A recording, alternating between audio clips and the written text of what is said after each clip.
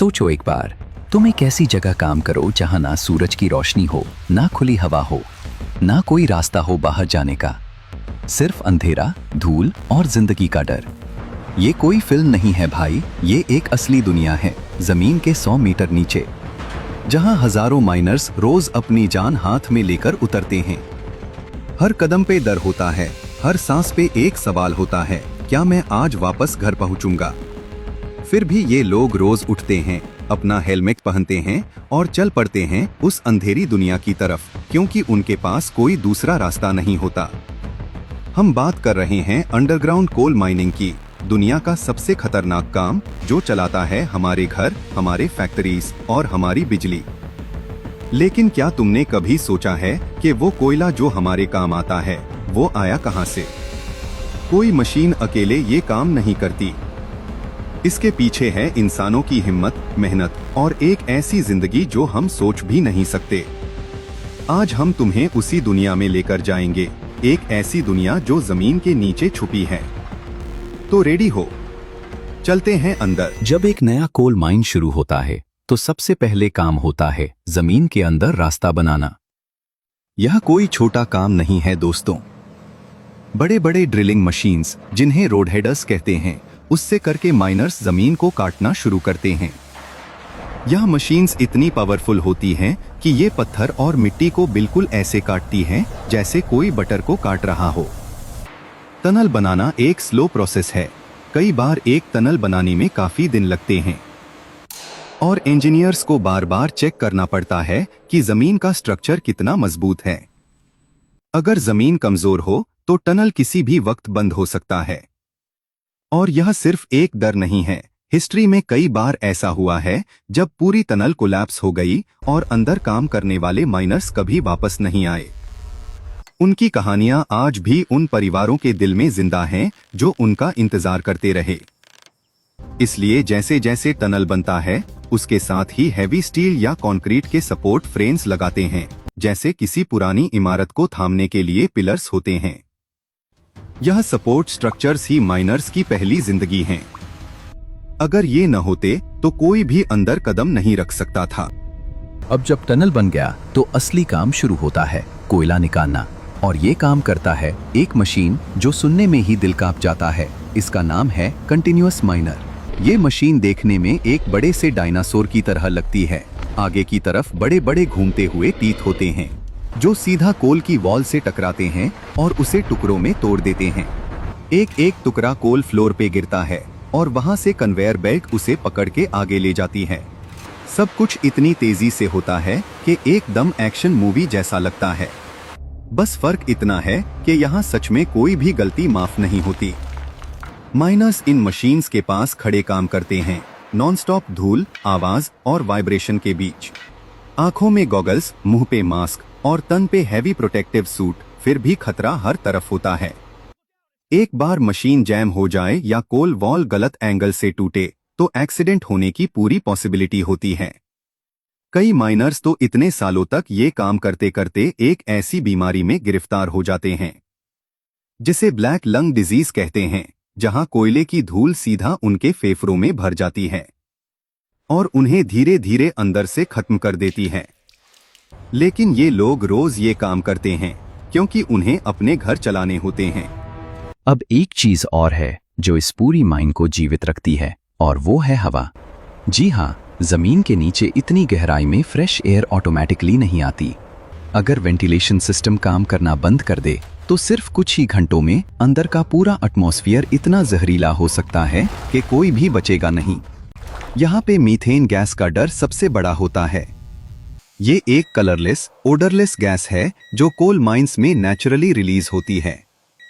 ये गैस जब हवा में मिल जाए और कोई स्पार्क हो तो ब्लास्ट इतना पावरफुल होता है कि पूरी माइन चंद सेकेंड्स में तबाह हो सकती है। इसलिए माइन में एक कंप्लीट वेंटिलेशन नेटवर्क होता है, बड़े बड़े इंडस्ट्रियल फैंस, डक्ट पाइप्स और सेंसर्स जो हवा की क्वालिटी को एक सेकेंड भी नजर से ओझल नहीं होने देते। माइनर्स के पास पर्सनल गैस डिटेक्टर्स भी होते हैं जो उन्हें अलर्ट करते हैं अगर मीथेन का लेवल बढ़ रहा हो। ये सिर्फ टेक्नोलॉजी नहीं है, ये सर्वाइवल का सिस्टम है। अब जब कोयला तोड़ लिया गया तो ये सोचो कि ये टनों टनों भारी चीज जमीन के नीचे से ऊपर कैसे आती है। यहाँ काम आता है दुनिया का सबसे लंबा और मजबूत कन्वेयर बेल्ट सिस्टम। ये बेल्ट्स सिर्फ एक फैक्ट्री में चलती छोटी बेल्ट्स नहीं हैं, ये कई किलोमीटर लंबी होती हैं, जो सीधा माइन के अंदर से शुरू होकर सरफेस तक जाती हैं। एक एक बेल्ट इतनी मजबूत होती है कि वो सैकड़ों टन का वेट उठा सकती है बिना रुके, बिना थके। रात हो या दिन ये बेल्ट्स चलती रहती हैं और उन पर कोयला एक नॉनस्टॉप फ्लो में आता रहता है। अगर किसी भी पॉइंट पे बेल्ट रुक जाए या टियर हो जाए तो पूरी प्रोडक्शन लाइन बंद हो जाती है और कंपनी को लाखों का नुकसान होता है। इसलिए बेल्ट के साथ साथ इंजीनियर्स की टीम 24 घंटे पेट्रोल करती है, चेकिंग करते हैं कि कोई जगह लूज तो नहीं, कोई जॉइंट टूट तो नहीं रहा।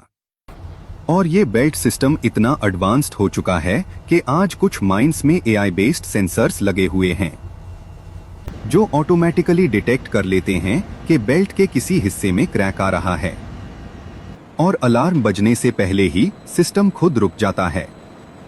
ये एक इनविजिबल सिस्टम है जो हम सरफेस पे कभी नहीं देखते, लेकिन इसी सिस्टम की वजह से कोयला हमारे घर तक पहुंचता है।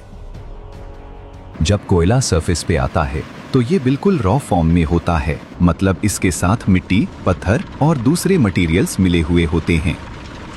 ऐसे रॉ कोयले को सीधा यूज नहीं कर सकते, इसलिए इसको पहले एक जगह भेजना पड़ता है जिसे कहते हैं कोल वॉशिंग प्लांट या कोल प्रिपरेशन प्लांट। यहाँ पे कोयला बड़े बड़े मशीन्स में डाला जाता है जो पहले इसको क्रश करती हैं, यानी छोटे छोटे टुकड़ों में तोड़ देती हैं।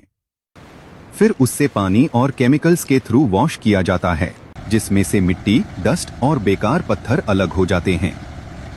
यह प्रोसेस एकदम वैसे ही है जैसे हम चावल धोते हैं, लेकिन जाहिर है यहाँ स्केल बहुत बड़ा है। वॉश होने के बाद कोयला अलग अलग ग्रेड्स में सॉर्ट किया जाता है। कोयला कितना क्लीन है, कितना एनर्जी देता है, उसके हिसाब से उसकी क्वालिटी डिसाइड होती है।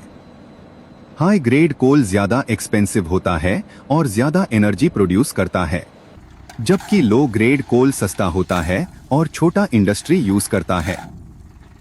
यह पूरा क्लीनिंग और सॉर्टिंग प्रोसेस कई घंटे लेता है, लेकिन इसी प्रोसेस की वजह से कोयला यूजफुल बनता है इंडस्ट्री के लिए। और सबसे इंटरेस्टिंग बात यह है कि एक अच्छी तरह क्लीन्ड कोल कम पोल्यूशन करता है और मशीन्स को भी ज्यादा एफिशिएंटली चलाता है। अब कोयला साफ हो गया, सॉर्ट हो गया, अब बारी है इसको दुनिया के कोने कोने तक पहुंचाने की। और यहाँ शुरू होता है एक और बड़ा ऑपरेशन, ट्रांसपोर्टेशन। कोल माइंस अक्सर दूर दराज जगहों पे होते हैं, कोई सिटी से दूर जंगल में, कोई पहाड़ के पास, कोई डेजर्ट के बीच। तो यहाँ से कोयला पहले बड़े बड़े ट्रक्स में लोड किया जाता है। यह नॉर्मल ट्रक्स नहीं होते दोस्तों, यह हॉल ट्रक्स होते हैं जिनकी हाइट 1-2 मंजिला इमारत के बराबर होती है, और एक बार में यह 300 से 400 टन तक माल उठा सकते हैं।